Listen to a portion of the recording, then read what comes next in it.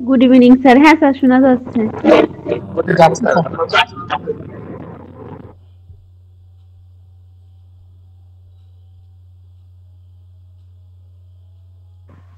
আসসালামু আলাইকুম স্যার। ওয়ালাইকুম আসসালাম।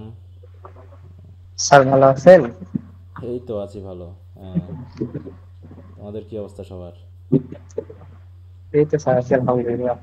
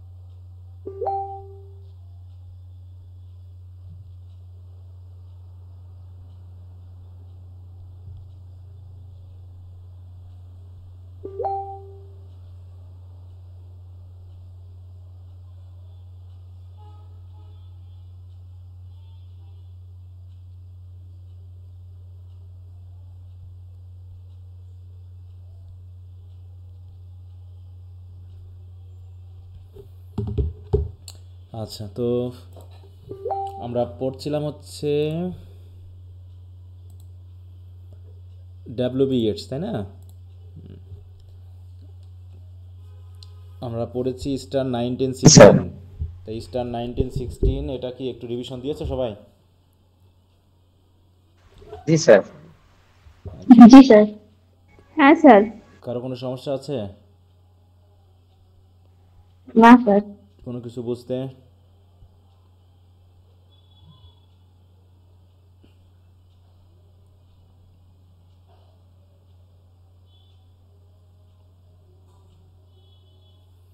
আচ্ছা, যদি কারো সমস্যা না থাকে তাহলে আমাদের পরবর্তী যে দুটো কবিতা আছে সেগুলো একটু পড়া শুরু করি।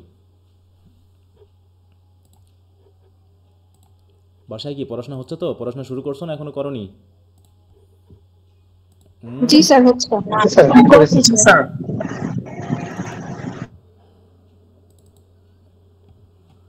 সময় কিন্তু অলরেডি চলে গেছে 1 মাস, নাকি? ফোর্থ ইয়ারের পরীক্ষা দেওয়ার পর 1 মাস গেছে, এখনো যায়নি? স্যার আজকে 21 তারিখ। কালকে মনে হয় কালকে যাবে স্যার। 21 তারিখে পরীক্ষা শেষ হয়েছে। হুম হুম, মনে করবা যেদিন থেকে পরীক্ষা শেষ পরবর্তী ইয়ার শুরু।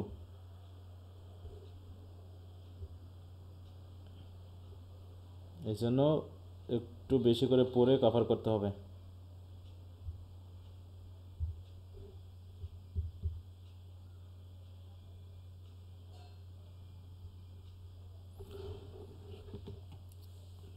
তো আমরা এখন যে কবিতাটা পড়ব সেটা হচ্ছে the second coming. The second coming, হ্যাঁ। কবিতাটা, এই কবিতাগুলো এখন ফোর্থ ইয়ারে যে কবিতাগুলো থাকবে এখানে স্টোরির থেকে সিম্বলিক মিনিংগুলো বেশি জরুরি, হ্যাঁ। এবং কি বোঝাতে যাচ্ছে সেগুলো কিন্তু ভালো করে বুঝতে হবে। এখন সেকেন্ড কামিংটা দিয়ে আসলে কি বোঝায় সেটা দিয়ে আমরা একটু আগে বুঝি। সেকেন্ড কামিং আসলে কি? আচ্ছা, ক্রিশ্চিয়ান রিলিজিয়ন মতে জিজাস ক্রাইস্টকে কীভাবে মারা হয় বলো তো? স্যার স্যার ওই যে ক্রুসিফাইড পেরেক করে। দিয়ে। হ্যাঁ বলো, একজন বলো। ক্রুশবিদ্ধ করে। হ্যাঁ, ক্রুসিফিকেশন, তাই তো?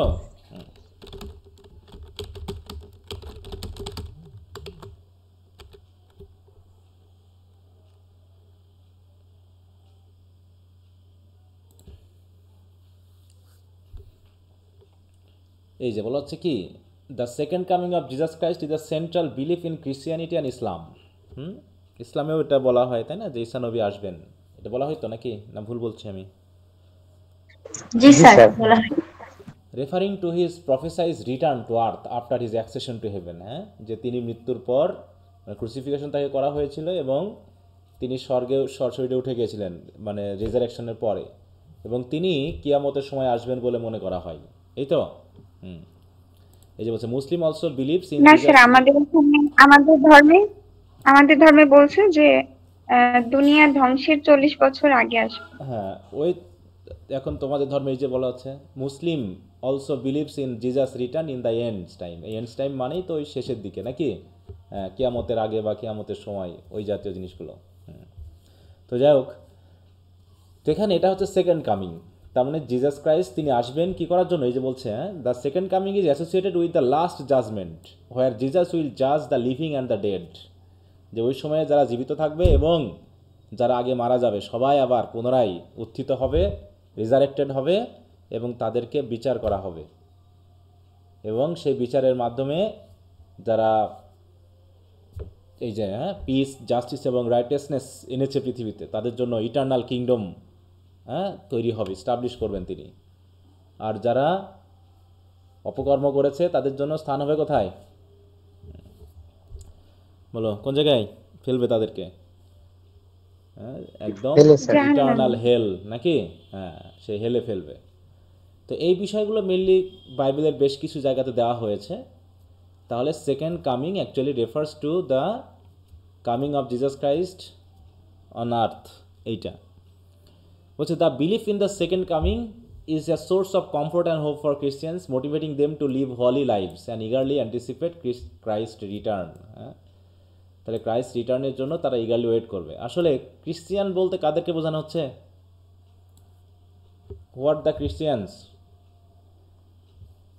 এই মিলন কি খ্রিস্টান? বলো, তোমাকে কি খ্রিস্টান বলা যাবে? হ্যাঁ, যাবে না স্যার?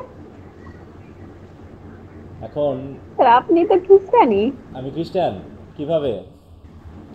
আপনার ধর্ম খ্রিস্টান, কি তাহলে জানি স্যার আমি আপনি জানি না স্যার। ধর্মীয় তত্ত্বগুলোতে স্যার আপনি বিলিভ করেন স্যার। এই ধর্মটা মেইনলি তো স্যার বিশ্বাসের বিষয়। হ্যাঁ সেটাই বলতেছি আপনি যে আমি যে যেগুলোতে বিশ্বাস করেন খ্রিস্টান সেটা কি আসলে আসলে কি আমি তাই? আমি কি সব কিছু মেনে চলি? বা তুমি কি মুসলিম? জি স্যার, এখানে যদি এইভাবে বলেন স্যার তাহলে আমরা কেউই স্যার সঠিকভাবে ধর্ম পালন করি না স্যার। তাহলে তো কেউই যাবে না, মানে এটাই তো ব্যাপার। যেভাবে করা তাহলে উচিত তো সবার আগে আমি জি হিন্দু স্যার। না। হ্যাঁ, তাহলে না এটাই তো ব্যাপার। তুমি যখন বলতেছো যে সকল মুসলিম বেহেশতে যাবে, so who are the Muslims? Who are the Muslims? Who are the খ্রিস্টানস? Who are the Hindus? হ্যাঁ, তারা কারা? কি দেখে তাদের আমি বিবেচনা করব যে তারা মুসলিম বা তারা হিন্দু বা তারা খ্রিস্টান? বলো, আমাদের নিশ্চয়ই কিছু কোড অ্যান্ড কন্ডাক্ট দেওয়া আছে। তুমি একজন স্টুডেন্ট, তাই তো?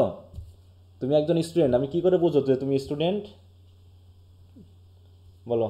স্যার আমরা পড়ালেখা করি, হ্যাঁ, তুমি পড়াশোনা তাই করবা, তুমি কলেজে যাবা, তুমি পড়াশোনা করো, কিন্তু তোমার কোনো কলেজে কোনো নাম নেই। তুমি কি অরিজিনালি কোনো স্টুডেন্ট? না। তুমি তো পড়াশোনা করো, তাহলে স্টুডেন্ট? বলো, তাহলে স্টুডেন্ট বৈশিষ্ট্য। স্যার প্রপার স্টুডেন্ট না। হ্যাঁ, মানে প্রপার বলতে এখানে স্টুডেন্ট তো আমরা সবাই, আমরা তো আজীবনই শিখি, সেই হিসাবে আমরা স্টুডেন্ট। কিন্তু স্টুডেন্টের সংজ্ঞা যেটা বলতে আমরা বুঝি যে কোনো একটা শিক্ষা প্রতিষ্ঠানের সাথে সে রিলেটেড থাকবে এবং একটা নির্দিষ্ট একাডেমিক যে কারিকুলাম সেগুলো ফলো করে সে স্টাডি করবে, এটা হচ্ছে স্টুডেন্টের সংজ্ঞা, তাই না? ঠিক তেমনিভাবে আমাদের এই যে বলছি না যে the belief in the second coming is a source of comfort and hope for Christians. তার মানে খ্রিস্টিয়ান যারা, তারা জিসাস ক্রাইস্টকে বিশ্বাস করে এবং তার জন্ম হয়েছিল, তিনি মারা গেছেন, তিনি রিজারেক্টেড হয়েছেন, তিনি হেভেনে গেছেন, তিনি আবার পুনরায় সেখান থেকে আসবেন এবং বিচার করবেন। একটা ক্রিশ্চিয়ান রিলিজিয়নের একটা সূত্র আছে, একটা তোমাদের যেমন বিভিন্ন ওই যে কিছু প্রত্যেকটা ধর্মের একটা সূত্র থাকে না, সূত্র বা হচ্ছে কি বলবো এগুলো কথা, আয়াত বা কি বলবো, এটা তোমরা মুসলিমটা কি বলো, যেটা মানে ধর্মীয় বিশ্বাসের সাথে ওগুলো পড়তে হয় বা বলতে হয়। তো যাই হোক ওইরকম কিছু থাকে, হ্যাঁ, যেটাতে বিশ্বাস করলে পারে তাকে ধরা হবে যে সে মুসলিম বা সে খ্রিস্টান বা সে এটা। ওই বিশ্বাস না থাকলে তাকে তো করা যাবে না।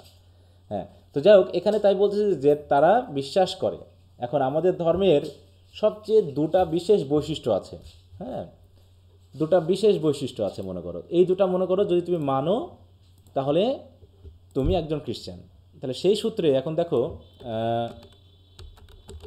টু কমান্ডমেন্টস অফ জিসাস, দেখো বলা হচ্ছে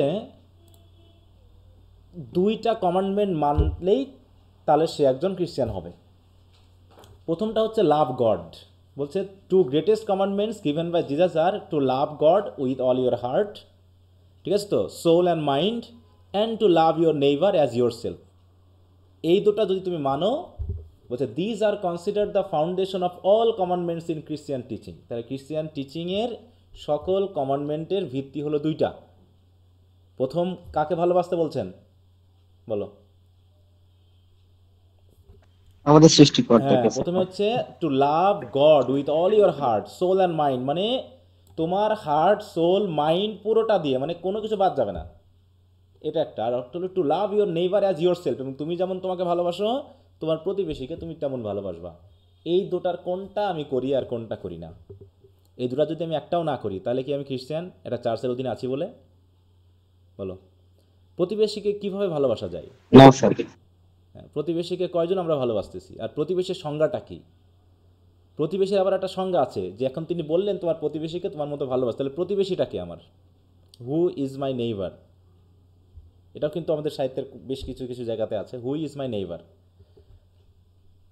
নেইবার সেই যার সাথে আমার কি কি আছে, একটা আত্মীয়তার সম্পর্ক আছে। সে আমেরিকাতেও থাকতে পারে, সে আমার বাড়ির পাশেও থাকতে পারে, সে আমার কলিগ হতে পারে, আমার স্টুডেন্ট হতে পারে, আমার রাস্তায় হেঁটে যাওয়া আমার সাথের পথিকও আমার প্রতিবেশী হতে পারে। আমি যখন যার সাথে আছি সেই আমার প্রতিবেশী, তাহলে আমি যখন আমার জন্য চিন্তা করছি তখন তার জন্য চিন্তা করতে হবে, এরকম একটা ব্যাপার। তাহলে এই জায়গাগুলো আমরা একটু এই কবিতাটা পড়ার আগে একটু বিষয়গুলো চিন্তা করি, এটা গভীরতার আসতে হবে, তা নাহলে কবিতা বুঝতে পারবো না। তাহলে এই জায়গাটাতে যদি আমরা ভাবি তাহলে খ্রিস্টানের পরিমাণ কেমন হবে? যতজন খ্রিস্টান আছে সবাই কি খ্রিস্টান হবে বলো তো? না স্যার, হ্যাঁ, বাদ যাবে ক্রাইটেরিয়ার মধ্যে ফেলে বাদ চলে যাবে স্যার। আর খ্রিস্টানের একটা মিনিং আছে। হ্যাঁ, খ্রিস্টান সবাই হতে পারে, পৃথিবীর সবাই খ্রিস্টান হতে পারে। যদি একটা দেখো এখানে লিটারাল মিনিংটা যদি আমরা দেখি, আচ্ছা এখানে লিটারাল মিনিংটা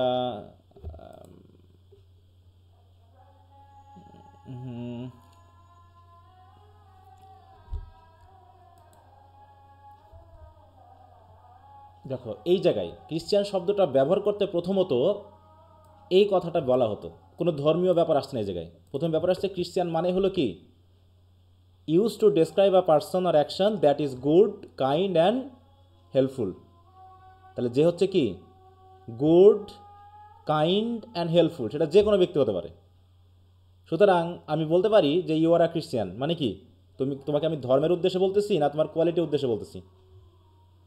কোয়ালিটি। হ্যাঁ, যেমন you are a good person, তুমি ভাবে ইউ আর এ খ্রিস্টান, ইউ আর এ খ্রিস্টান মানেই হচ্ছে তুমি একজন ভালো ব্যক্তি।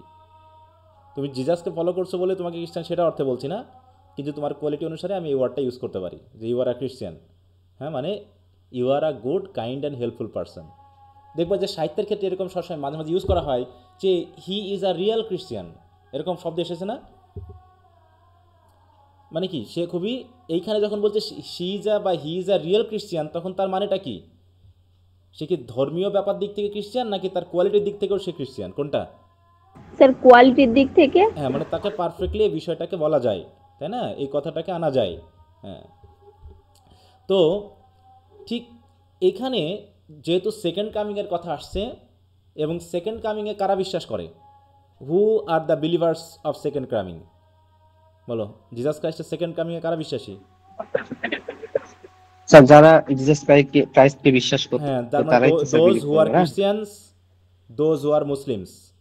এখন বিষয়টা হলো who are the Christians and who are the Muslims, how they are purely Christians or Muslims, or how they believe in it, how purely or concretely they believe it। তো যাই হোক, এটা তারা বিশ্বাস করবে, অনেকে বিশ্বাস করে, আমরা ধরে নিলাম আমরা বিশ্বাস করি। এখন ব্যাপারটা হলো যদি বিশ্বাসই করি তাহলে তাহলে এই যে পৃথিবীতে যে সকল হইচই দাঙ্গা হাঙ্গামা চলছে, এগুলো কি চলা উচিত ছিল? এগুলো কি চলতো যদি আমরা সত্যি বিশ্বাস করতাম? বলো। না স্যার। হ্যাঁ, তুমি যখন একটা দেশ যখন আরেক দেশকে আক্রমণ করতেছে, আমেরিকা যখন হয়তো তোমার ইসরায়েল ফিলিস্তিনি বা এদেরকে সাপোর্ট করতেছে, তাহলে আর দ্য আমেরিকানস ক্রিশ্চিয়ানস, বলো সেই দিক থেকে তারা কি জিজাস ক্রাইস্টের সেকেন্ড কামিংয়ে বিশ্বাস করে? বলো করে কি না? করে না তারা? স্যার। যদি করতো তাহলে ওই দুটো কমান্ডমেন্ট মেনে চলতো। একদিকে গডকে বিশ্বাস করতে হবে, ভালোবাসতে হবে, একদিকে প্রতিবেশীকে ভালোবাসতে হবে। প্রতিবেশী মানে আমার পার্শ্ববর্তী দেশও হতে পারে, যে কোনো ব্যক্তি আমার প্রতিবেশী হতে, মানে প্রতিবেশী মানে হচ্ছে মানুষ, আমার মতো কোনো মানুষকে ভালোবাসা, তাকে দয়া দেখানো, তার প্রতি যত্ন নেওয়া।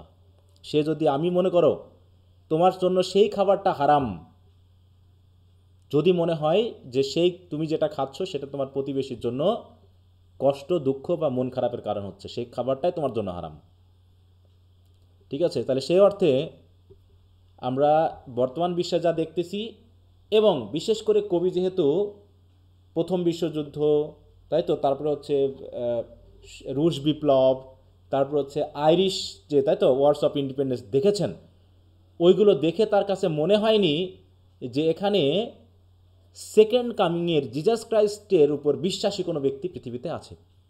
যদি থাকতো তাহলে এগুলো হতো না। এগুলো কি হতো? প্রথম বিশ্বযুদ্ধ হতো? বলো, দ্বিতীয় বিশ্বযুদ্ধ হতো? রুশ বিপ্লব হতো? না স্যার। হ্যাঁ, হতো? হতো না। তার মানে তখন তিনি এত গভীরভাবে, মানে মনের দিক থেকে আঘাত পেয়েছেন যে তিনি সেকেন্ড কামিংয়ের কথা বলছেন, কিন্তু জিজাস ক্রাইস্টকে তিনি একজন ওরকম ধর্মীয় নেতা, তাই তো, বা হচ্ছে একজন বিশ্বাসী ব্যক্তি, যাকে আমরা বিশ্বাস করি, কোনো একজন প্রফেট, কোনো একজন শক্তিশালী, দয়ালু, মানে সত্যি জাজ হিসাবে তিনি আর বিবেচনা করতে পারেননি। তিনি বিবেচনা করেছেন সেকেন্ড কামিং হবে ঠিক আছে, কিন্তু হয়তো জিজাস ক্রাইস্টের সেকেন্ড কামিং হবে না। এই পৃথিবীকে ধ্বংস করার জন্য এমন একটা প্রাণী আসবে যে সবাইকে খেয়ে চিবিয়ে নষ্ট করে ফেলবে, একদম ধ্বংস করে ফেলবে। কারণ পৃথিবীর মানুষ এত খারাপ হয় কী করে? তাহলে তো এখানে সেকেন্ড কামিংয়ে বিশ্বাস করার কোনো লোকই তো নেই। বলো, যদি এমন হতে পারে, তুমি মুসলিম হিসেবে যখন একজন খ্রিস্টিয়ানকে হত্যা করা হচ্ছে, তুমি যখন সেটা দেখে খুশি হচ্ছ, একজন খ্রিস্টিয়ানও খুশি হবে একজন মুসলিমকে যখন হত্যা করা হবে, হবে কি না? বলো, হবে তো? জি স্যার। তাই যদি হয় তাহলে দুইজনই কি আসলে তার ধর্ম মেনে চললো? বলো, তার ধর্মের বিশ্বাসী হলো? না স্যার। আমি কি অন্য কথা বলতেছি? একটু ধর্মের কথা আসবে, এগুলো আসতে হলে একটু আসবে। আমি এমনভাবে যাতে এমন না হয় যে তোমরা আবার মন খারাপ করতেছো, ঠিক আছে তো? না স্যার, কোনো সমস্যা না স্যার। হ্যাঁ, একটু ইন্টারাকশন দিও। যদি কোনো ভুল কিছু হয়ে থাকে কিছু মনে করবে না, জাস্ট আমাকে এটা বলতে হচ্ছে, ওই গভীরতে আমাকে যেতে হচ্ছে, তা না হলে সমস্যা। Sir humanity comes first sir, আগে তো মনুষ্যত্ব, তারপর তো ধর্ম। হ্যাঁ, না সেটা, এখন এই কথাটাও আমরা বলে থাকি, আমরা সবই মুখে বলি কিন্তু বিশ্বাস করি না অন্তত। এটা হলো সবচেয়ে বড় সমস্যা আমাদের। আমরা এটুকু বিশ্বাস করি সবাই, আমরা যখন আমরা একটু নিউট্রালভাবে কথা বলি, তখন আমরা সবাই বলি যে ঈশ্বর, আল্লাহ, গড তো একই, এরকম বলি না? যে একজনই তো সৃষ্টিকর্তা, এটা তো আমরা সবাই বলি নাকি? একজনই তো সৃষ্টিকর্তা, বলি কি না? জি স্যার। আমরা সবাই বলছি। হ্যাঁ স্যার, বলি স্যার। কিন্তু যখন আমরা আবার আমাদের ধর্মীয় আঙ্গিকে কথা বলছি, তখন কি অন্যেরটাকে আমরা সম্মানের সহিত বলতে পারছি? বলো, ঈশ্বর শব্দটা, আল্লাহ শব্দটা, গড শব্দটা অনেক সময় আমরা একটু ঠাট্টা করে ব্যবহার করি না অন্য ধর্মকে বোঝাতে গিয়ে? বলো, অন্য মানুষকে বোঝাতে গিয়ে আমরা এই নামগুলো অনেক সময় ঠাট্টার অর্থে ইউজ করি না? করি কি না? আমি যখন খ্রিস্টান তখন হয়তো আল্লাহ শব্দটা আমি একটু একটু ব্যঙ্গ করে উচ্চারণ করছি, বা আমি যখন মুসলিম তখন হয়তো ঈশ্বর, মানে হিন্দু ধর্মের ঈশ্বর, ভগবান, বা হচ্ছে আল্লাহ, এই শব্দগুলোকে আমি একটু ব্যঙ্গ করে ইউজ করছি যখন আমি অন্য ধর্মের। করি কি না এগুলো? বলো, যখন করছি আমি, তখন কি আমি মুখে যা বললাম আর আমি যেটা বিশ্বাস করলাম সেটা কি মিলল? বলো, মিলেছে? মিলবে? না না স্যার। তাহলে কেমন হলো? এই যে আমরা বলতেছি যে আমরা হিউম্যানিটিতে বিশ্বাস করি, কিন্তু হিউম্যানিটিতে যদি বিশ্বাস করে থাকি, তখন যখন ইসরায়েলরা ফিলিস্তিনিদের মারতেছিল তখন কারা খুশি হচ্ছিল? আবার এখন যখন ইরান ইসরায়েলের উপর বোমা হামলা করতেছে তখন তারা কারা খুশি হচ্ছে? বলো, এখানে হিসাবটা আমি মিলাতে পারি না যে আমার খুশি হওয়া উচিত কিনা, এই জায়গায় কোনো হত্যাকাণ্ডে আমার খুশি হওয়া উচিত কিনা। যদি আমরা কোনো হত্যাকাণ্ডে আমি যদি খুশি হই, তাহলে আমার ভিতরে যেটা হওয়ার কথা ছিল সেটা হয়নি। তো যাই হোক, এই বিষয়গুলো হয়তো বা তিনি খুব ভেবেছেন। হ্যাঁ, দেখো হিস্ট্রিক্যাল ব্যাকগ্রাউন্ড, পলিটিক্যাল ব্যাকগ্রাউন্ড নিয়ে দেখো, রাশিয়ান বিপ্লব, হ্যাঁ, এত মানুষ হত্যার শিকার হয়েছে। তারপর হচ্ছে Irish war of independence, world war the first, কারণ তিনি তো ওয়ার্ল্ড ওয়ার দ্য সেকেন্ড কি দেখে যেতে পেরেছিলেন? ডাব্লিউবিএসের মৃত্যুসাল কখন দেখো, তিনি দেখে যেতে পেরেছিলেন বলো তো? না স্যার। তাহলে তার দেখো 1939 সালের সেকেন্ড ওয়ার্ল্ড ওয়ার কবে শুরু হয়েছিল? 1939 সালে তো শুরু হয়েছিল স্যার। হ্যাঁ 1939, কিন্তু কবে সেটাই বলতেছি, যে কতদিন আগে তিনি মারা গেছেন। যদি তিনি বেঁচে থাকতেন তাহলে তো হার্ট অ্যাটাক করতেন। দেখো 1939 সালের 1 সেপ্টেম্বর দ্বিতীয় বিশ্বযুদ্ধ শুরু হয়, আর তিনি মারা গেছিলেন জানুয়ারি 28, 1939 সালে। তার মানে ওই তো 7-8 মাস এদিক ওদিক, তাই না? তিনি মারা যান। তার মানে প্রথম বিশ্বযুদ্ধ দেখে তিনি হতাশ হয়েছেন, এবং তিনি যখন বেঁচে আছেন তখনও কি দেখতেছেন পৃথিবী উত্তাল। হ্যাঁ, কারণ কি বলছে কি, এই যে দেখো, তাহলে কবিতাটা পাবলিশ হয়েছে কবে? রিটেন ইন 1919, এবং সেটা পাবলিশ হয়েছে 1920। তাহলে 1919 প্রথম বিশ্বযুদ্ধ শেষের দিকে তিনি ব্যাপকভাবে কী হয়েছেন, আঘাত পেয়েছেন, শুধু তার নিজের জন্য না। দেখো বলছে কি, people no longer believed in the ideals that had shaped European society for centuries. শতাব্দীর পর শতাব্দী ধরে, 2000 বছর ধরে, তাই তো 1900 বছর ধরে যে খ্রিস্টিয়ান ধর্মে দীক্ষিত হয়ে ইউরোপিয়ান মানুষেরা দেশ পরিচালনা করতেছে, সেগুলো তারা বিশ্বাস করে না। তারা এখন ধ্বংসে বিশ্বাস করে, তারা প্রতিবেশীকে ভালোবাসাতে আর বিশ্বাস করে না। ঠিক আছে, সুতরাং পার্সোনাল এবং বায়োগ্রাফিক্যাল ব্যাকগ্রাউন্ড আছে, তার সন্তান হচ্ছে, তার মেয়ে হয়েছে। আমরা পড়েছিলাম না প্রেয়ার ফর মাই ডটার, পড়েছিলাম, বলো? প্রত্যেকটা কবিতাতেই তিনি দেখিয়েছেন যে তিনি খুবই হতাশ, হি ইজ ভেরি ডিসঅ্যাপয়েন্টেড। হ্যাঁ, তিনি বুঝতে পারছেন না এই পৃথিবীটা কেমনভাবে চলা উচিত এবং কীভাবে চলছে। তো যাই হোক, এই কথাগুলো আমরা একটু বললাম। এখন আরেকটা জিনিস একটু দেখো, একটা ইউজ করি।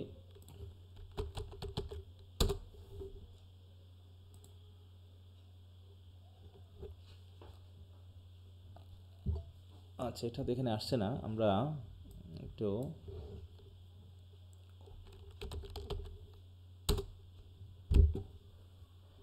এটা দেখছো, এটা দেখা যাচ্ছে, এটা কিসের বলো তো? এটা আইসক্রিম স্যার, আইসক্রিমের। আচ্ছা, আইসক্রিমের। তাহলে মনে করো এই একটা বিন্দু, এই জায়গায় একটা বিন্দু আছে, বা এই ছোট্ট একটা এখানে বিন্দু না, এই জায়গায়, এটা আমাকে উল্টায় নাও, একটু উল্টায় নাও এটা। তো এই বিন্দুতে যদি কেউ অবস্থান করে, দুইজন ব্যক্তি যদি অবস্থান করে এই বিন্দুতে, তাহলে কি দুইজন তো কাছাকাছি থাকবে নাকি? দুজন কি খুব কাছাকাছিতে। কিন্তু আস্তে আস্তে যখন এটা উপরে উঠতে আসতেছে, তখন ওই দুই ব্যক্তির দূরত্ব কি দিন দিন কি হচ্ছে, বেড়ে যাচ্ছে। এটা দিয়ে বোঝানো হচ্ছে, প্রথম যখন খ্রিস্টিয়ান রিলিজিয়ন প্রচার হলো, তখন তার বিশ্বাসটা হয়তোবা খুব স্ট্রং ছিল, কিন্তু যত দিন যাচ্ছে বিশ্বাস আর ধর্মের দূরত্ব কি বলো? এই দূরত্ব আর এই দূরত্ব কি এক না বেশি হয়ে যাচ্ছে? আস্তে আস্তে বেশি হয়ে যাচ্ছে। মানে ধর্ম বলতে কি বোঝায়, আর আমরা আসলে কর্মে কি করতেছি, এর সাথে আর মিলছে না। হ্যাঁ, আমি বলছি মুখে এক কথা, বললাম না, আমরা বলছি হিউম্যানিটি, আমরা বলতেছি লাভ, আমরা বলতেছি হেভেন, আমরা বিভিন্ন বিষয় বলতেছি এটা মুখে, কিন্তু অন্তরের বিশ্বাস সে দূরত্ব তৈরি হচ্ছে দিন দিন, যত সামনে এগিয়ে যাচ্ছে। এখন তো 2000 খ্রিস্টিয়ান রিলিজিয়ন শুরু হওয়ার 2000 বছর পার, মানে 2025 সাল, এটা যখন 5000 বছর হয়ে যাবে, এটা যখন 10,000 বছর হয়ে যাবে, তাহলে আজকের যে খ্রিস্টিয়ান রিলিজিয়নের বিশ্বাস, আজ থেকে 10 বছর পরে কি এরকমটা থাকবে বলো? না স্যার। তোমরা ইসলাম ধর্ম দিয়ে বোঝো, ইসলাম ধর্মের আজ থেকে 500 বছর আগের বিশ্বাস, পোশাক আশাক, খাওয়া দাওয়া, মানুষের মধ্যে ইন্টারাকশন, আজ থেকে 500 বছর আগে যা ছিল, এখন কি তার থেকে আরো ভালো হয়েছে না দিন দিন খারাপ হচ্ছে বলো তো? খারাপ হচ্ছে। এবং আমার দেশে যদি আমি বিশ্বাস করি যে আমার দেশে নাস্তিকের সংখ্যা কত % হতে পারে? নাস্তিকের সংখ্যা কত পার্সেন্ট হতে পারে? 1, 2, 3, 5, 10, কত পার্সেন্ট? আইডিয়া করে একটা বলি। 5% হতে পারে যে নাস্তিক আছে 5%, নাকি? জি স্যার, হতে পারে। তাহলে 95% কোনো না কোনো ধর্মবিশ্বাসী আছে। ইসলাম, ক্রিশ্চিয়ানিটি, হিন্দুইজম, বুদ্ধিজম, সবাই আছে। তাহলে এত দুর্নীতি কেন? বলো, এত দুর্নীতি কেন? দ্রব্যের দাম অহরহ বাড়তেছে কেন? রাজনীতিবিদরা ক্ষমতা পাইলেই কেন আঁকড়ায় ধরতেছে, প্যান্টের পকেটে ঢোকাচ্ছে সবাই? বলো, কেন আজকে ক্লাসরুমে স্টুডেন্ট আসতেছে না? কেন টিচারেরা ঠিকমতো ক্লাস নিচ্ছে না?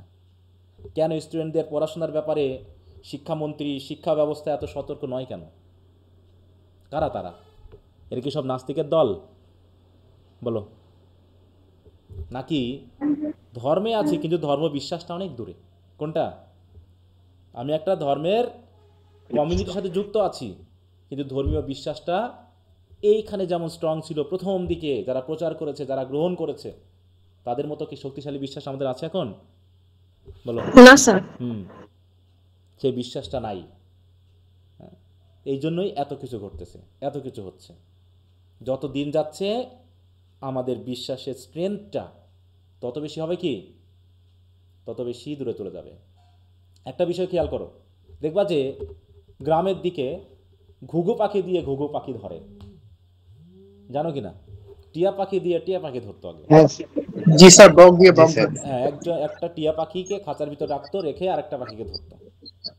তো মনে করো টিয়া পাখিকে খাঁচায় রেখে যে ব্যক্তি ধরতো সেও কিন্তু ওই ঘুঘু পাখি বাসায় রেখে যে ব্যক্তি ঘুঘু পাখি ধরতো, মানে সে কিন্তু ঘুঘু পাখির মতো ডাকতে পারতো। সে ওই রকম ডাক দিলে তার ওই ঘুঘু পাখিটা ডাকা শুরু করতো। তারপরে অন্য ঘুঘু পাখি এসে তার খাঁচার ভিতর ঢুকে যেত। এখন মনে করো যে ব্যক্তি ঘুঘু পাখি নিয়ে গেছে সে এমন একটা জায়গায় ঘুঘু পাখি রেখেছে যে, আর তারপরে তার ভিতরে ওই দুজনের ভিতরে একটা দূরত্ব হচ্ছে, মানে ওই ঘুঘু পাখির মালিক আর ওই ঘুঘু পাখি। এখন মনে করো ওইটার দূরত্ব এত বেশি হয়ে গেছে যে মালিক বা হচ্ছে যে শিকারী সে যখন ঘুঘু পাখির ডাকটা দিল, তার ঘুঘু পাখি তার ডাকটা শুনতে পায়নি। দূরত্ব এত বেশি হয়ে গেল, দূরত্বটা এত বেশি হয়ে গেল যে এখানে হচ্ছে খাঁচাটা, ঘুঘু পাখির ফাঁদটা, আর এখানে হচ্ছে শিকার, মানে শিকারী। এর ডেকে এই পাখিটার ডাক শুরু করতে চাইলো, কিন্তু এই পাখিটা এর ডাক শুনতে পেল না। তাহলে কি ও ডাকবে? তখন ও কি ডাকবে? বলো। না না স্যার। স্যার। ডাকতে পারবে না। তো আমি তোমাকে একটা কথা বোঝাচ্ছি কিন্তু তুমি শুনতেছো না, তার মানে কি আমার প্রতি তোমার বিশ্বাস নেই। হতে পারে, অথবা হতে পারে যে আমার যেভাবে বলা উচিত ছিল অন্তর থেকে কথাটা সেভাবে আসছে না। যেভাবেই হোক আমাদের ভিতরে একটা ফারাক তৈরি হয়েছে, একটা দূরত্ব তৈরি হয়েছে, যে দূরত্বের জন্য আজকে 10 জন মারা গেলেও আমরা খুশি হচ্ছি, আমরা আনন্দিত হচ্ছি। ঠিক আছে, সেটা যে ধর্মেরই হোক, যে বর্ণেরই হোক, আর যে মানুষই হোক। রাস্তায় পিটিয়ে মানুষ হত্যা করা হচ্ছে কি না? বলো, শুধুমাত্র একটা রাজনৈতিক বিশ্বাস ভিন্ন বলে। হচ্ছে কি না? বলো। হচ্ছে স্যার। একটা রাজনৈতিক বিশ্বাস ভিন্ন বলে একজন মানুষকে পিটে মেরে ফেলা হচ্ছে, অথবা কেউ হয়তো কারো পকেট থেকে 10 টাকা চুরি করেছিল, মারতে মারতে তাকে মেরেই ফেললো। তাহলে সেই বিশ্বাস, সেই জায়গাগুলো কোথায়? আর রাজনৈতিক ব্যাপার, আন্তর্জাতিক রাজনীতি, সে তো আমাদের বোঝা ভার। সবাই ধর্মবিশ্বাসী, কিন্তু ধর্ম এখনও শান্তিপূর্ণভাবে বিশ্বে প্রতিষ্ঠিত আমরা করতে পারিনি। তা এই সকল বিষয় কবি খুব ফিল করেন, ভাবতে ভাবতে মানে মনে হয় যেন যে আমরা মনে হয় কেউ ধর্ম বিশ্বাসের সাথে নেই। হ্যাঁ, সবাই আমরা কেমন হচ্ছে দেখো, এই জায়গায় বলছে কি, turning and turning in the widening gyre. এই যে এই বিষয়টা যদি আমরা ভাবি, এটা মনে করি যত টার্ন হবে, এখানে ওই যে তার পেঁচানো দেখছো অনেক সময়, তারের যেটা বলে স্প্রিং তৈরি করা, দেখছো? হ্যাঁ স্যার, হ্যাঁ স্যার। এই যে এরকমটা দেখছো কখন? এরকম বলো। জি স্যার। এইটা মনে করো জায়ার। হ্যাঁ, এখান থেকে শুরু হলো, যত উপরের দিকে উঠছি তত কি দূরত্ব বাড়ছে না কমছে সেন্টারের? বলো, কোথায় সেন্টারটা দূরত্ব কাছাকাছি? বাড়ছে। সেন্টারটা এখানে কাছাকাছি না এখানে কাছাকাছি? মানে এখানে সেন্টার কাছাকাছি না এই জায়গায় কাছাকাছি? কোন জায়গায়? বলো। এই জায়ার যত বেশি ঘুরছে সেন্টার থেকে এদের দূরত্ব কি হচ্ছে? বেড়ে যাচ্ছে, স্যার বাড়ছে। বাড়ছে। অতএব ধর্মীয় বিশ্বাসের যে সেন্টার, সেখান থেকে আস্তে আস্তে আস্তে আস্তে আমরা সরে যাচ্ছি, সরে যেতে যেতে যেতে আমাদের দূরত্ব এত বেশি হচ্ছে ধর্মীয় সেন্টার থেকে, যে ধর্ম কি বলেছিল আর আমরা কি করছি তা আমরা বুঝতে পারছি না। ধর্ম বলেছিল সৃষ্টিকর্তাকে ভালোবাসতে হবে, প্রতিবেশীকে ভালোবাসতে হবে। আজকে আমরা প্রতিবেশীর পকেট কেটে কোটিপতি হচ্ছি, ধনী হচ্ছি। তো এই যে, তাই বলছে যে টার্নিং যত তুমি ঘুরতেছো, জ্যাপ তত বেশি ওয়াইডেন হচ্ছে। And the falcon can not hear the ফ্যালকনার। হ্যাঁ, ওই যে ফ্যালকন বুঝো? হলো স্যার বাজ ফ্যালকন তো পাখি। পড়তে গেছে। হ্যাঁ, বাজ বাজ পাখি, পাখি, হ্যাঁ ওই স্যার। ঘুঘু পাখি দিয়ে আমি উদাহরণ দিয়েছিলাম, ওই রকম এই বাজ পাখি দিয়ে আর একটা বাজ পাখি ধরা হবে। ঠিক আছে তো, যে ফ্যালকনার, হ্যাঁ দেখো আর একটা পাখি, দেখো এই হচ্ছে ফ্যালকনার বুঝছো? ফ্যালকনার কে এখানে? শিকারি। শিকারি। তে বাজ পাখি ছেড়ে দিয়েছে যে তুমি আর একটা বাজ পাখিকে ধরে নিয়ে আসো। বাজ পাখি ফ্যালকন উড়তে উড়তে এত দূরত্ব হয়ে গেছে যে এখনও ফ্যালকনের ডাকে আর ফ্যালকন ফিরে আসছে না। ঠিক আছে তো, কেউ কাউকে শুনতে পাচ্ছে না, এরকম দূরত্ব হয়ে গেছে। তাই বলছে কি, the falcon can not hear the falconer. আর এ কারণে কী হচ্ছে, থিংস ফল অ্যাপার্ট, সব কিছু কেমন জানি নষ্ট হয়ে যাচ্ছে, ধ্বংস হয়ে যাচ্ছে, সব কিছু মানে কি বলো, ছিঁড়ে ছুটে ভেঙে এলোমেলো হয়ে যাচ্ছে। ঠিক আছে তো, থিংস ফল অ্যাপার্ট, অ্যাপার্ট মানে কি, মানে ভেঙে চুরমার হয়ে যাওয়া। সেন্টার ক্যান নট হোল্ড, আর যে সেন্টার, যে কেন্দ্র, বিশ্বাসের যে কেন্দ্রটা, সেটা আমাদেরকে আর ধরে রাখতে পারছে না। সব কিছু এলোমেলো হয়ে যাচ্ছে, হ্যাঁ, সব কিছু পড়ে যাচ্ছে, সব কিছু ধ্বংস হয়ে যাচ্ছে। শুধুমাত্র পৃথিবীর চারপাশে কি দেখা যাচ্ছে, মিয়ার anarchy is লুজড upon the world. সারা বিশ্বে শুধু অ্যানার্কি আর অ্যানার্কি, আর কিছু যেন নাই। অ্যানার্কি হচ্ছে না এখন, বলো? আমার দেশ, পার্শ্ববর্তী দেশ, সেখানে ইসরায়েল, ফিলিস্তিন, ইন্ডিয়া, তাই তো, তারপর হচ্ছে কি পাকিস্তান, আমেরিকা, মানে কি রাশিয়া, হ্যাঁ, জার্মানি, মানে কি এটা তো এখন তাহলে দ্বিতীয় বিশ্বযুদ্ধ, প্রথম বিশ্বযুদ্ধের আগে যে অবস্থানটা চলেছিল, সেই জায়গায় শুধু কোভিড মনে হয়েছে যে সেই ধর্মীয় বিশ্বাসের যে সেন্টার, সেটা থেকে আমরা অনেক দূরে চলে এসেছি। এ কারণে পৃথিবীতে আর ধর্মীয় বিশ্বাস তো নাই, শুধু যেন অ্যানার্কি, ধ্বংস, বিশৃঙ্খলা, এটাকে যেন ছেড়ে দেওয়া হয়েছে পৃথিবীদের উপর, যে তোরা যা পারিস তাই কর। এবং দ্য ব্লাড ডিম টাইড ইজ লুজড। ব্লাড ডিম টাইড মানে কি, টাইড মানে কি বলো, জোয়ার, হ্যাঁ, মানে রক্তের বন্যা যেন চারিপাশে লুজড হয়ে গেছে, ছড়িয়ে গেছে, সব ডুবিয়ে ফেলতেছে। And everywhere the ceremony of innocence is drowned. দেখো, আমরা যখন প্রেয়ার ফর মাই ডটার পড়েছিলাম, তখন কিন্তু তিনি সেরিমনির কথাটা বলেছিলেন, তাই না? যে তার মেয়েকে এমন একটা বাসায় তিনি বিয়ে দিবেন, যে বাড়িতে কি মেনটেন করা হয়, কাস্টম মেনটেন করা হয়, তাই না? যেখানে ধর্মীয় প্রথাগুলো মানুষ কি করে, মেনে চলে।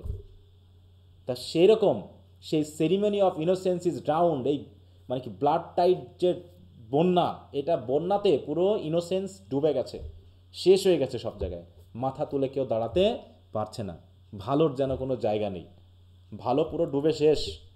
ঠিক আছে তো, কেউ ইনোসেন্স থাকতে পারছে না, সবাই কোনো না কোনোভাবে ধান্দা করতেছে।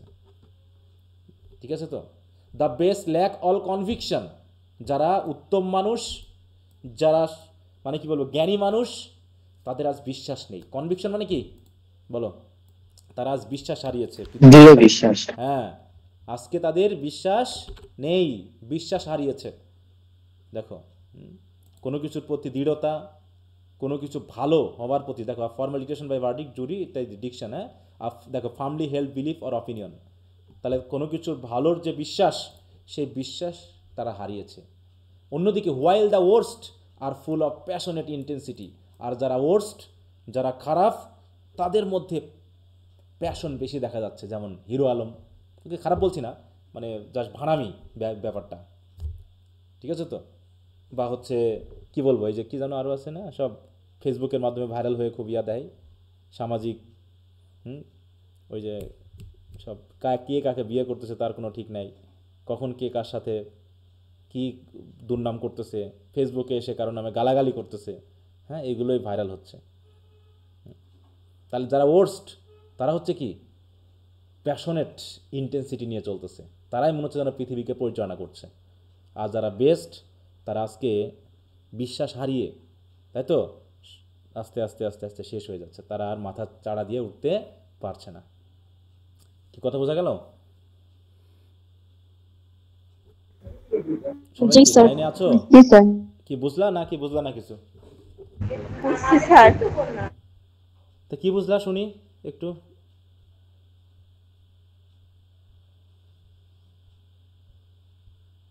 যে আমরা কি খুব ভালো আছি? না আর স্যার, এখানে তো স্যার কবি তার হতাশার কথাগুলো বললেন, তিনি তার সময়ে যেগুলো দেখছে আর কি, হুম সেগুলো যেন আমাদের এখনকার সময়ের সাথেও স্যার মিলে যাচ্ছে আর কি, একই জিনিসই, মানে উনি তার চোখে যেটা দেখছে যেটা লিখছে, হুম এখন আমরা আমাদের চোখে একই জিনিস দেখতেছি, একই জিনিসগুলোই হচ্ছে বর্তমানে। তো এটাই হচ্ছে, ভালো মানুষের কোনো কদর নাই, হুম হুম যারা একটু খারাপ তাদেরই পাওয়ার বেশি, তাদেরই গলার স্বর বেশি। একই সাথে আমরা তো ইসরায়েল, প্যালেস্তাইন, ইরাক আর হচ্ছে ইসরায়েলের যে রক্তের বন্যা, রাতে রাতে যে যে মুহুর্মুহু যে গোলা বারুদ, করতেছে, হ্যাঁ। মিসাইল ছুটতেছে, হ্যাঁ, এগুলো তো স্যার আমরা দেখতেছি।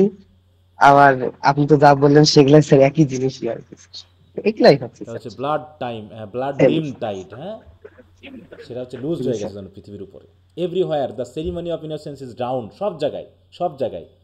হ্যাঁ, সে দেখো, ইন্ডিয়া হচ্ছে হিন্দু রাষ্ট্র, ইসরায়েল হচ্ছে ইহুদি রাষ্ট্র, ইরান হচ্ছে মুসলিম রাষ্ট্র, তারপর হচ্ছে আমেরিকা বা রাশিয়া, এরা হচ্ছে মনে করো খ্রিস্টান রাষ্ট্র। কিন্তু কেউ কি তার দায়িত্ব পালন করছে যে শান্তি বিরাজ করার জন্য, শান্তি আনার জন্য যেটা করা উচিত? কেউ কি করছে বলো? নাকি অস্ত্রের ঝনঝনানিতে সবাই প্রতিযোগিতা শুরু করে দিয়েছে? এটা কি খুব ভালো জিনিস? বলো, এটাই খুব ভালো জিনিস হচ্ছে পৃথিবীতে? কোনো দিক থেকে কেউ তার দায়িত্ব পালন করছে না। সবাই যখন ক্ষমতায়, তখন সে মনে করছে আমার কিচ্ছু হবে না। মূর্খ মানুষ, কেউ কারো দিকে তাকাচ্ছে না। তো যাই হোক, তাই এটা বলছে কি যে দেখো, a great circle of time is expanding wider and wider, হ্যাঁ, লাইক আ স্পিনিং জায়ার। যত দিন যাচ্ছে তত আমাদের ধর্মীয় বিশ্বাসী, দ্য ফ্যালকন সিম্বলাইজ করছে কি, আ সিম্বল অফ সিভিলাইজেশন আর order has flown too far and can no longer hear the falcon আর its guide and controlling force, মানে ধর্ম। সভ্যতা, ধর্ম সব দূরত্ব হয়ে যাচ্ছে।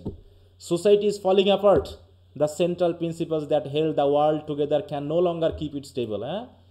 যে যে ধর্মের যে যে প্রিন্সিপালস নিয়ে একজন মানুষ ওই ধর্ম প্রতিষ্ঠা করেছিল, সেই প্রিন্সিপালস আর কেউ মানছে না। Chaos and lawlessness are spreading across the world like a flood of blood. All that is pure and innocent is being destroyed.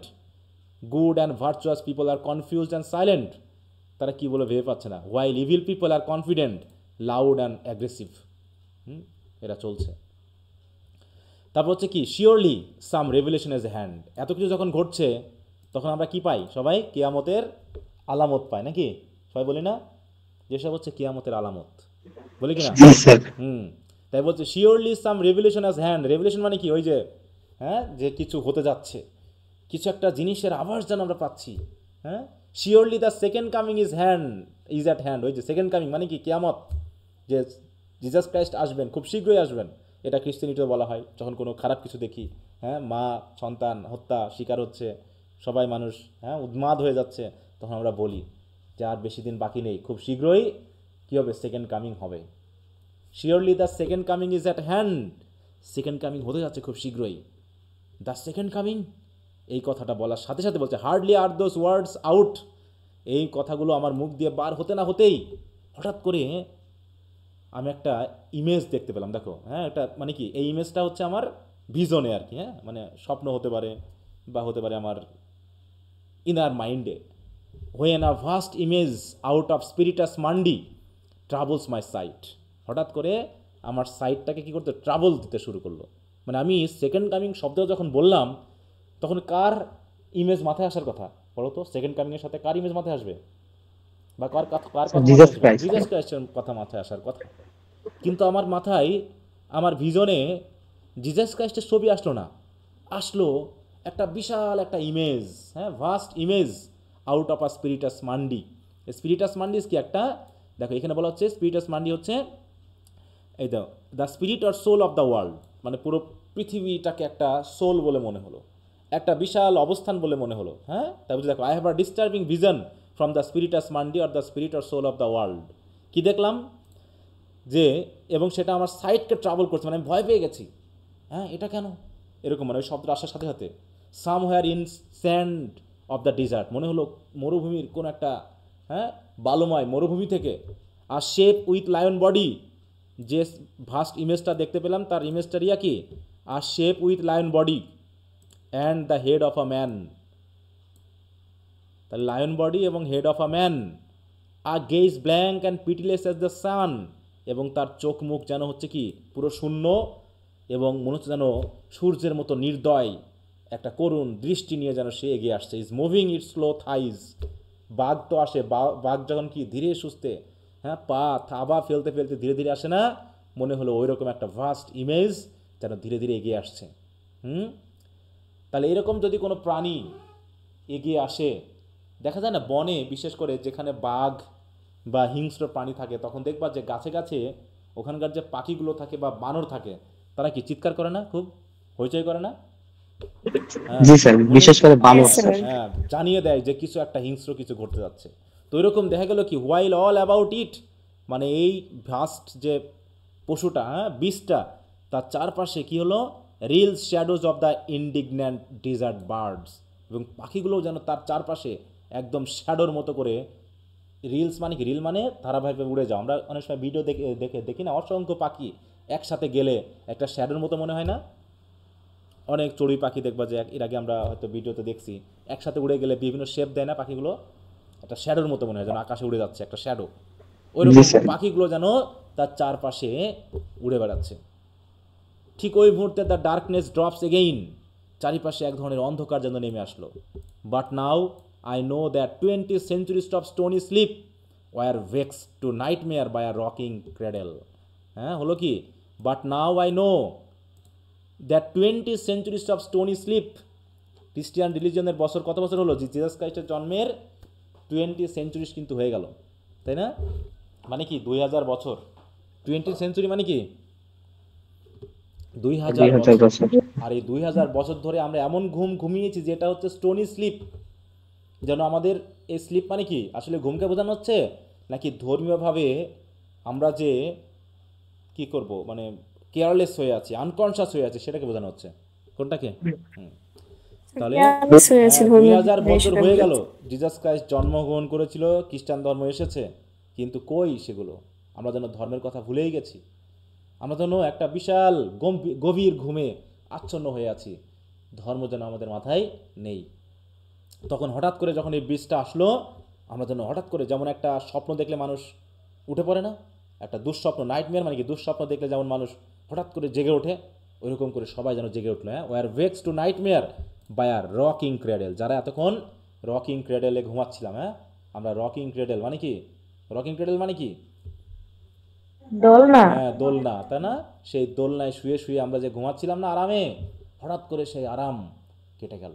হ্যাঁ, অ্যান্ড হোয়াট রাফ বিস্ট, কিন্তু হঠাৎ করে এই বিস্টটা কী হলো, it's hour came round at last, অবশেষে এর সময় আসলো যে সে কী করবে, আমাদেরকে ধ্বংস করে ফেলবে। অতএব এখানে জিজাস ক্রাইস্ট আসবে না, আসবে কি, এরকম একটা বিষ। তিনি আর যেন ধর্মীয় কথাটা ভাবতেই পারছেন না। তিনি জিজাস ক্রাইস্টের যে কামিংটা, এটাকে তিনি মনে করছেন একটা হিংস্রতা যেন আসবে, যেটা পুরো পৃথিবীকে একদম ধ্বংস করে দেবে, কারণ এখানে তিনি ভালো মানুষ দেখতেই পাচ্ছেন না। ঠিক আছে তো, যাদের ভালো মানুষ বলে মানা হয় তারা আজকে চুপ হয়ে আছে, তারা আজকে প্রতিবাদ করছে না, আর যাদের খারাপ তাদেরকে দেখা হচ্ছে পৃথিবীময় তারা দাপিয়ে বেড়াচ্ছে। এই অবস্থায় ভালো মানুষ তো নেই। অতএব এখানে একমাত্র পৃথিবীকে ধ্বংস করার জন্য এরকম একটা হিংস্র প্রাণী দরকার, যে উঠে এসে করবে কি, সব ধ্বংস করে দিবে। বলছে সেই প্রাণীটা কি হচ্ছে, slouches toward Bethlehem to be born, কারণ যে জিজাস ক্রাইস্টের জন্ম হয়েছিল কোন কোন গ্রামে জানো তো, কোন শহরে, এই বেথলেহেম। তাই তিনি বলতেছেন এখন বেথলেহেমে আর ওই জিজাস ক্রাইস্ট আসবেন না, আসবে কি ওইরকম একটা হিংস্র প্রাণী, যেটা আস্তে, স্লাউস মানে কি ধীরে ধীরে এগিয়ে যাওয়া। কোন দিকে এগিয়ে যাচ্ছে, বেথলেহেমের দিকে এগিয়ে যাচ্ছে। খুব শীঘ্রই তার কি হবে, বার্থ হবে, মানে জন্ম হবে। মানে তিনি দেখতে পাচ্ছেন যে, তিনি ভিজনে দেখছেন, কিন্তু এটা তিনি ভিজনে দেখতে পাচ্ছেন যে আস্তে আস্তে ওই প্রাণীটা বেথলেহেমের দিকে এগিয়ে যাচ্ছে। বেথলেহেমের দিকে এগিয়ে যাওয়া মানে কি, যে প্রাণীটা খুব শীঘ্রই পৃথিবীতে আসবে বা জন্মগ্রহণ করবে। তার মানে কি, এটা তিনি কি দেখতে চাইলেন, ধ্বংস অথবা সুখের ভিজন, কোনটা? বলো কি দেখ, ধ্বংস। হ্যাঁ ধ্বংস, তাই না?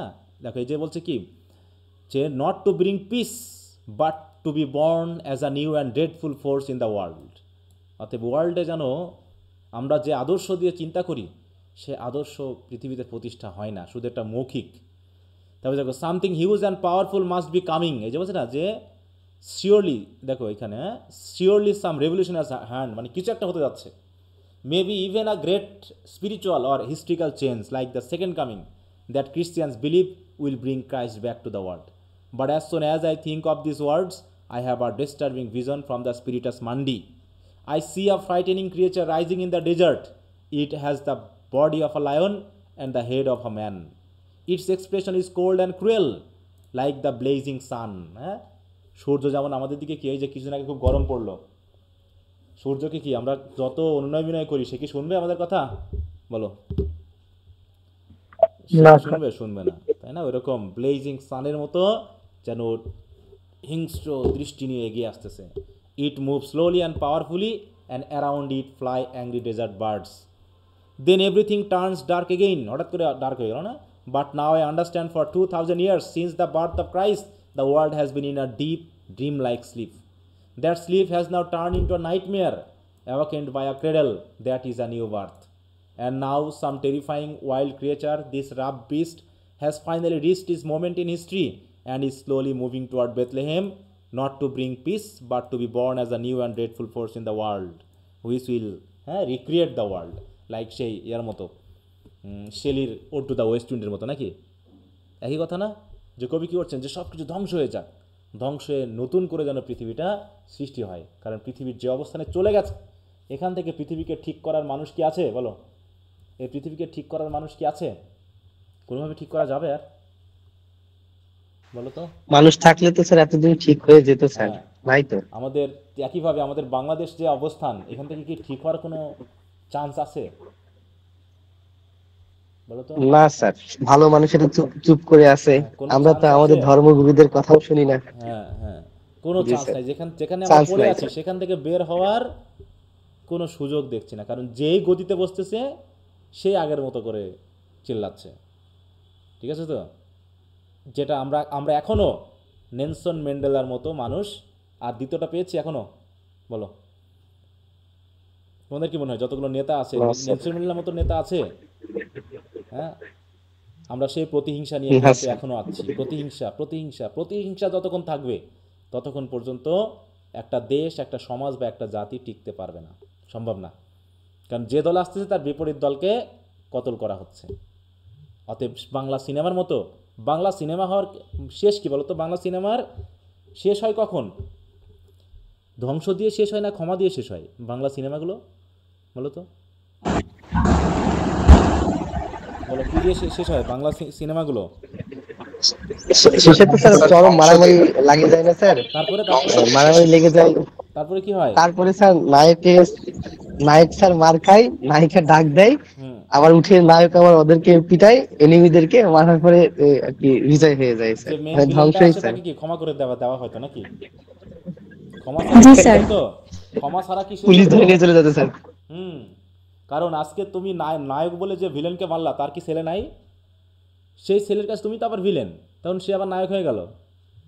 এবার তোমার ছেলের আবার নায়ক হবে, সে হবে ভিলেন। অতএব এখানে তো শেষ হওয়ার কোনো সুযোগ নাই যতক্ষণ না ক্ষমা দিয়ে তুমি শেষ করতেছো, ঠিক আছে? ক্ষমা দিয়ে শেষ না হলে শেষ হবে না।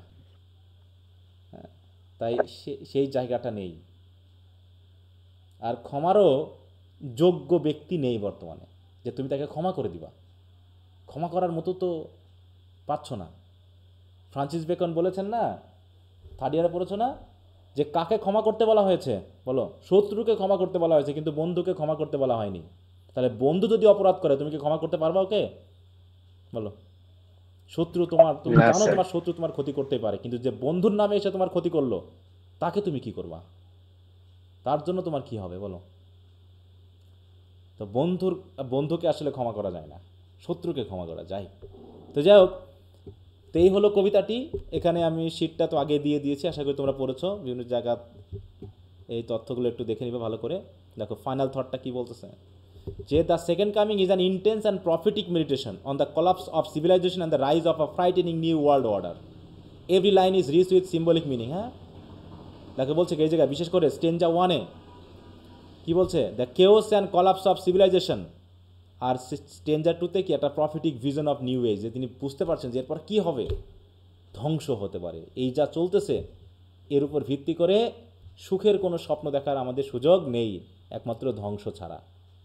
বুঝতে পেরেছো? আর এই ধ্বংসের জন্য আমাদের তো অনেক সময় ভূত প্রেতের গল্প শুনে শুনে অভ্যস্ত, তার জন্য এরকম কিছু স্পিরিটাস মান্ডির মতো, হ্যাঁ, বা বিস্টের মতো, স্ফিংসের মতো, এই যে ইজিপশিয়ান স্ফিংসের মতো কিছু বিষয় দিয়ে আমরা বিবেচনা করতে পারি যে ওরা হয়তো আমাদেরকে একসময় ধ্বংস করে ফেলবে। অর্থাৎ message, the poem suggest that the world is undergoing a massive historical shift, or destructive transformation, not a hopeful one. Instead of progress or redemption, হ্যাঁ, যে কোনো প্রোগ্রেস নাই, রিডেমশন নাই, Yeats predicts violence, brutality and spiritual darkness. His poem reflects a deep distrust in modern civilization and a belief that history is cyclical. হ্যাঁ, history কি cyclical. আবার কি হবে, এই যে জারের মতো, আচ্ছা আমরা হারালাম কোথায়, এই যে এরকম প্রথমে কি আমরা একটা সেন্টারে থাকবো, এখান থেকে আস্তে আস্তে আস্তে আস্তে আস্তে আস্তে হবে কি সব শেষ হয়ে যাবে, দিয়ে আবার ধ্বংস হবে, আবার মারামারি হবে, আবার নতুন করে আবার এই সেন্টার তৈরি হবে, আবার নতুন বিশ্বাস আসবে, আবার চলতে চলতে চলতে আবার শেষ হয়ে যাবে। এভাবে করেই এই সাইক্লিক্যাল হিস্ট্রি চলতেই থাকবে। আর এক দেশের হিস্ট্রি আর এক দেশে কি রিপিট হয়, ইউরোপ কান্ট্রিতে এতদিন যা হয়ে গেছিলো সেগুলো এখন আমাদের এশিয়া মহাদেশের দিকে হচ্ছে, এভাবে চলতে থাকবে। আবার ওদিকে যাবে, এদিকে আসবে, মানে পৃথিবীতে যা কিছু আছে তা পৃথিবীতে থাকবেই, সেটা এই দেশের উপর দিয়ে হোক ওই দেশের উপর দিয়ে হোক, চলবেই শয়তানি কারবার। হ্যাঁ, তা বলছে যে his poem reflects a deep distrust in modern civilisation and a believe that history is cyclical with every era eventually giving way to its opposite. হ্যাঁ, আজকে যা ঘটতেছে বিপরীত সময় তার আর একটা জিনিস ঘটতেছে। ইয়ার্স রাফ ব্রিজ represent the coming of a new age, an age born out not out of light, দেখো, হ্যাঁ, and hope but of fear, power and destruction. The poem warns that at the end of one civilization does not mean salvation, but the rise of potentially more dangerous and inhuman force. আধুনিক যত হচ্ছে মানুষ, তত মানুষ কি human হচ্ছে বলো, নাকি আরো বেশি ইনহিউম্যান হচ্ছে? না স্যার, আগে যুদ্ধ হতো কাদের ভিতর? ইনহিউম্যান হয়ে গেছে। আগে যুদ্ধ হতো সেনাদের ভিতর, আর এখন কমন পিপলদেরও শান্তি নাই, কখন এসে বোমা পড়বে তারা নিজেরাই জানে না, কার মাথায় এসে পড়লো, কার বাড়ি ধ্বংস হলো, হ্যাঁ, কার সুখের সংসার নষ্ট হলো কেউ বলতে পারবে না। এখন পুরো এই ব্লাড ডিম টাইডটা পুরো সভ্যতার উপর চলে এসেছে, সব ডুবে শেষ। এইটা আজ তাহলে একটু পড়ে নিও, ঠিক আছে, শীত যেগুলো দিয়েছি একটু পড়ে নিও, তাহলেই হবে। ওকে, আচ্ছা একটু চোখ বুলিয়ে দেখো কারো কোনো সমস্যা আছে কিনা টেক্সটটাতে।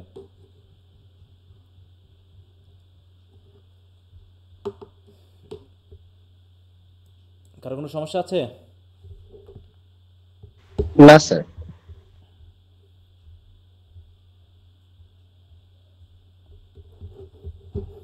আচ্ছা,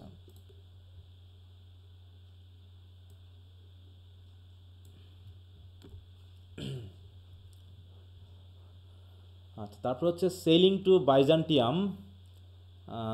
এটা কয়টা বাজে এখন, এটা কি শেষ করতে পারবো? আচ্ছা দেখি আমরা একটু পড়ি। সেলিং টু বাইজান্টিয়াম, প্রথমে আমরা বাইজান্টিয়াম নিয়ে একটু দেখি যে ওটা আবার কি জিনিস।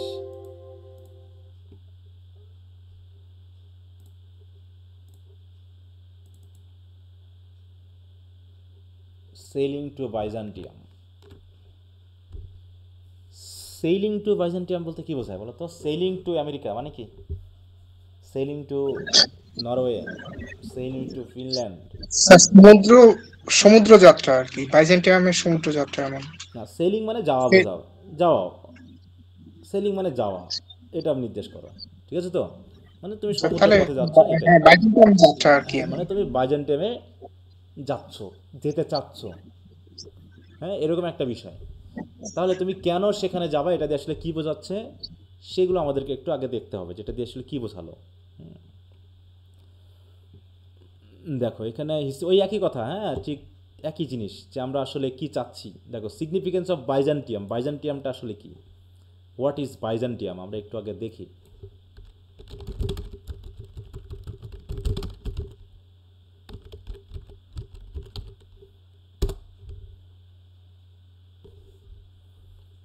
দেখো বাইজান্টিয়াম বলে তো কিছু ছিল না, ছিল হচ্ছে বাইজান্টিয়ান, সেখান থেকে তিনি একটা টার্ম বানিয়েছেন। হ্যাঁ দেখো, Byzantium refers to an ancient Greek city originally known as Byzantion, হ্যাঁ, that was later rename Constantinople and became the capital of Byzantine empire.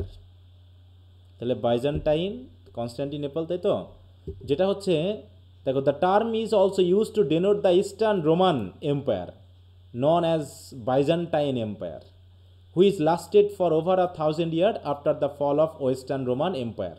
তাহলে ওই যে বিশেষ করে ক্রুসেডের পর যে ঘটনাটা ঘটলো, ক্রুসেড, হ্যাঁ, in essence Byzantium is both the name of a city and the name given to the continuation of Roman empire in the east. এটার কেন দরকার বলছে, দেখো Byzantium was a Greek city founded on the site of present day Istanbul. বিশেষ করে Istanbul কোন দেশের রাজধানী? তুরস্ক স্যার। হ্যাঁ, তুরস্কের রাজধানী। তাহলে ইস্তাম্বুলে প্রতিষ্ঠিত একটা শহর ছিল হচ্ছে এই বাইজান্টিয়ান আর বাইজান্টাইন, যেটা আমরা বলে পাই। In 330 AD Roman empire Constantine the first rebuild and rename the city, দেখো কনস্ট্যান্টিনোপল, তার নাম অনুসারে নাম হয়ে যায় কি Constantinople, making it the capital of eastern Roman empire. Roman empire একটা ক্যাপিটাল বানানো হলো, which historians of refer to as Byzantine empire. This empire, also known as the Eastern Roman Empire, emerged after the division of Roman Empire in 395 AD and lasted until the Ottoman conquest of Constantinople in 1453. 1453 তে কি হয়েছিল বলো? আচ্ছা, sir উসমানীয় সাম্রাজ্যের উত্থান যেটা, হ্যাঁ, এটা কিসের মাধ্যমে হলো এই সাম্রাজ্যের উত্থান? কি এই ক্রুসেডের মাধ্যমেই স্যার। ক্রুসেড, তাই তো। দেখো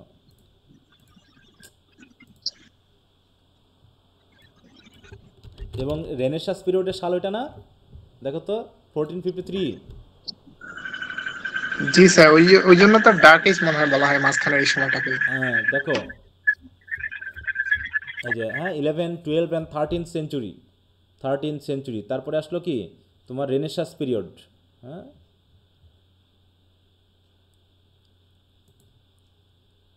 আচ্ছা এখানে এই জায়গাটা একটু বলা আছে, এটা দেখি আগে। দেখো, a crusade can refer to either a historical series of religious wars or vigorous campaign of for a cause. The Crusades were military expedition by European Christians to reclaim the Holy Land from Muslim rule during the Middle Ages. More broadly, crusade signifies a long and determined effort to achieve something. আচ্ছা, ওটা দুটো মিনিংই বুঝিয়েছে, mainly religious যে ব্যাপারটা সেটা আমরা দেখতে পাচ্ছি। তার বলছে রেনেসাঁস,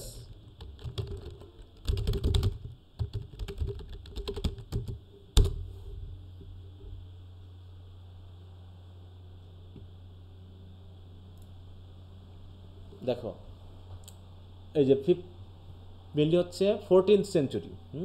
14th সেঞ্চুরি মানে মানে আমরা যদি একটু কয়েকটা বই দেখি সেখানে অবশ্য সাল দেওয়া আছে, এখানে সালটা দেখছি না। হোয়েন রেনেসাঁস স্টার্ট আমরা দেখি তো, হ্যাঁ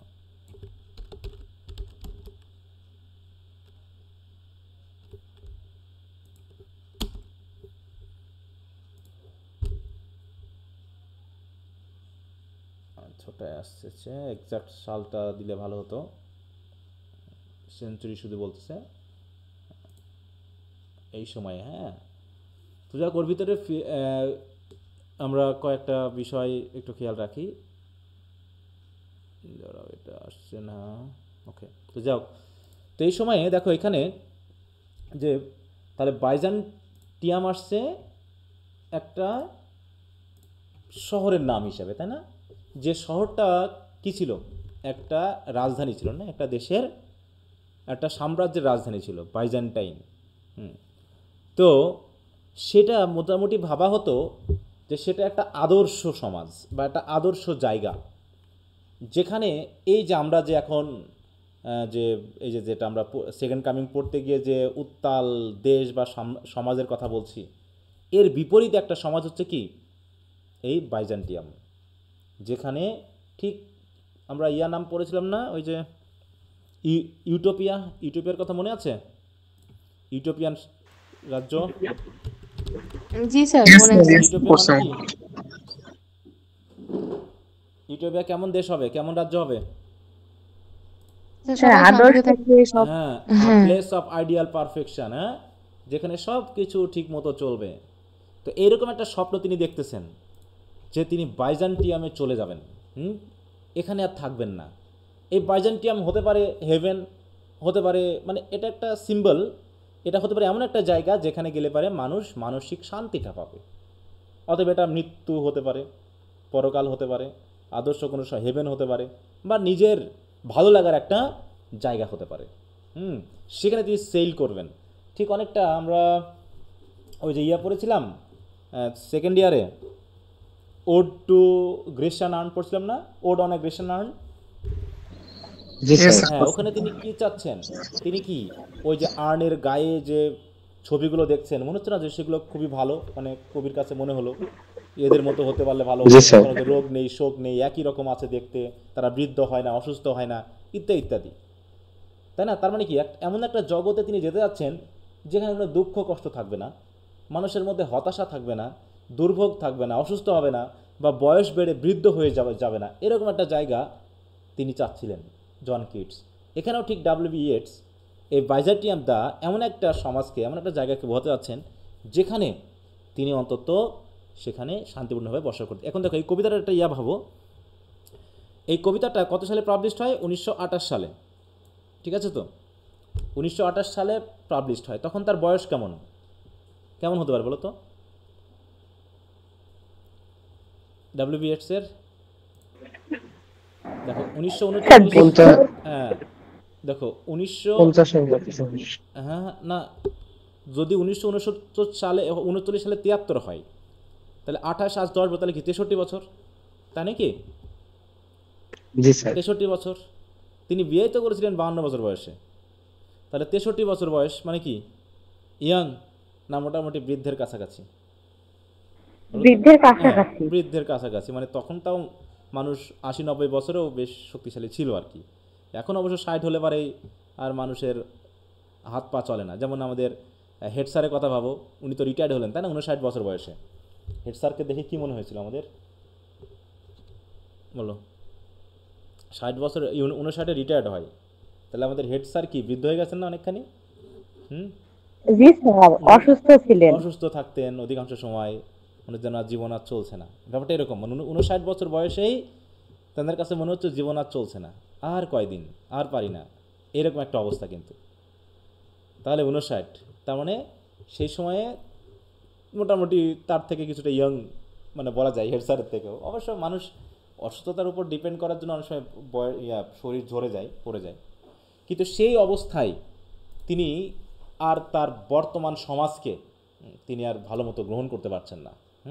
তিনি চাচ্ছেন এমন একটা সমাজ। তাই বুঝি দেখো, the poem is not just a journey to a geographical place but a symbolic voyage toward a higher realm of timeless art and eternal wisdom.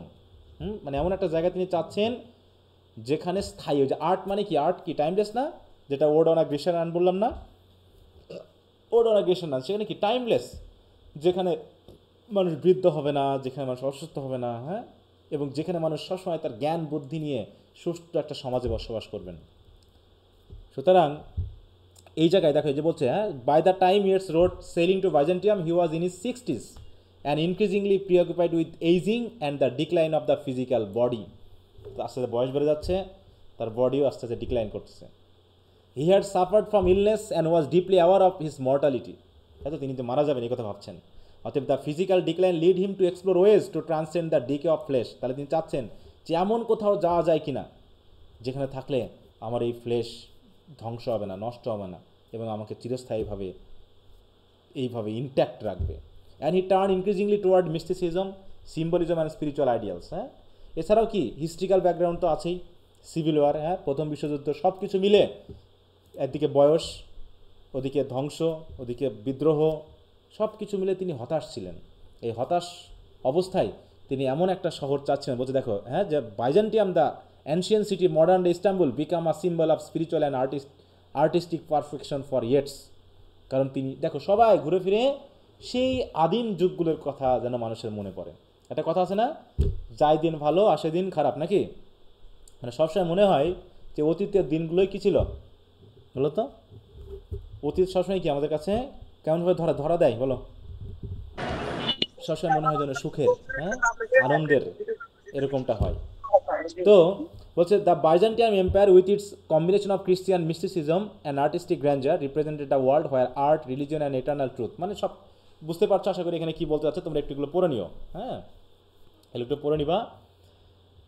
তো সিগনিফিকেন্স অফ বাইজেন্টিয়াম আমরা একটু দেখে নিই, তারপরে দেখো Byzantium as a symbol of the eternal, মানে eternal এমন একটা জায়গায় যাবে যেখানে যেটা হবে টাইমলেস। তিনি বৃদ্ধ হয়ে যাচ্ছেন, অসুস্থ হয়ে যান, কিছুদিন পর মারা যাবেন, তিনি চাচ্ছেন এমন একটা রাজ্যে যদি যেতে পারতাম যেখানে মৃত্যু থাকতো না, এরকম না, মনে থেকে একটা আকাঙ্ক্ষা, একটা চাওয়া, হ্যাঁ। তাই বলছে কি দেখো, in the poem the speaker is disillusion with the natural world where everything is begotten, born and dies, হ্যাঁ, কি সব জন্ম লাভ করে মারা যায়। This world though vibrant is bound by the cycle of life and death. অন্যদিকে Byzantium in contrast becomes a physical, দেখো, metaphysical space where the soul can free itself from the limitations of the body and become part of something eternal. Thus, Byzantium is not merely a place but a state of being where one can find spiritual fulfillment through art and timeless wisdom. তার মানে এখানে কি Byzantium বলতে কোনো একদম physical কোনো প্লেসকে বোঝাচ্ছে, যে বাংলাদেশ, ইন্ডিয়া এরকম মতো কোনো দেশকে, না তার আদর্শ কোনো সমাজকে বোঝাচ্ছে, ঠিক ইউটোপিয়ার মতো? কোনটা? আদর্শ সমাজকে হ্যাঁ, আদর্শ বোঝাচ্ছে। একটা জায়গাকে বোঝাতে হচ্ছে যেখানে তিনি ইটার্নালভাবে টিকে থাকতে পারবেন। এবং বলছে আর ডেস্টিনেশন ফর দ্য সোল, বিশেষ করে সোলের ডেস্টিনেশন, যেটা আমরা হেভেনকে বোঝাতে পারি, এরকমটা হতে পারে। The speaker of the poem is an old man who feels alienated in a world that celebrates youth and physical play. হ্যাঁ, দেখো বৃদ্ধ মানুষদের অবস্থা কেমন হয় বলো? কবিতাটা শুরুই হয়েছে এই লাইন দিয়ে, দেখো, that is no country for old men. এটা বৃদ্ধদের দেশ নয়। কোন দেশটা বৃদ্ধদের বলো?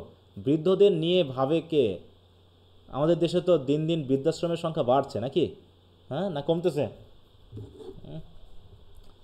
দিন দিন কি বৃদ্ধাশ্রমের সংখ্যা কমতেছে না বাড়তেছে বলো তো?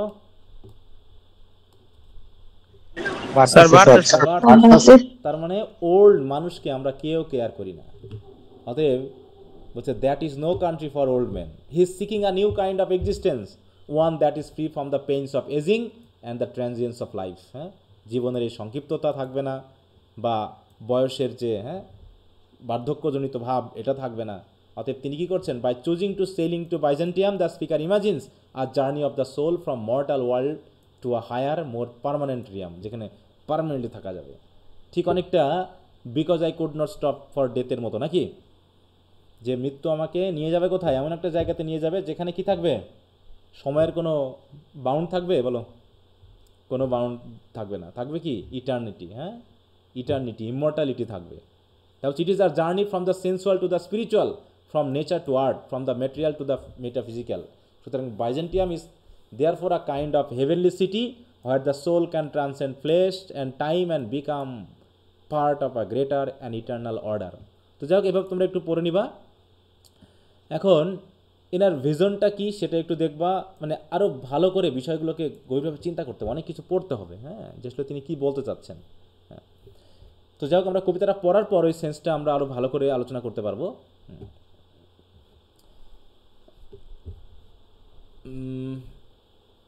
আচ্ছা, কবিতাটা আজকে আমি শুরু না করি, হ্যাঁ, কারণ শুরু করলে মনে শেষ করা যাবে না, কারণ এখানে অনেক আলোচনার বিষয় আছে। তো তোমাদের কাজ হবে, দেখো, এই যে শিটটা আমি দিয়েছি, এই শিটের ব্যাকগ্রাউন্ড অ্যানালাইসিসটা আবার একটু ভালো করে পড়বা, এবং বাইজেন্টিয়াম, বাইজেন্টাইন বা এই সম্পর্কে যতটুকু আইডিয়া নেওয়া যায় দয়া করে একটু আইডিয়া নিবা, মনে থাকবে। এবং বিশেষ করে আরেকটা বিষয় হলো WBS-এর লাইভটা একটু দেখবা, কি মনে থাকবে?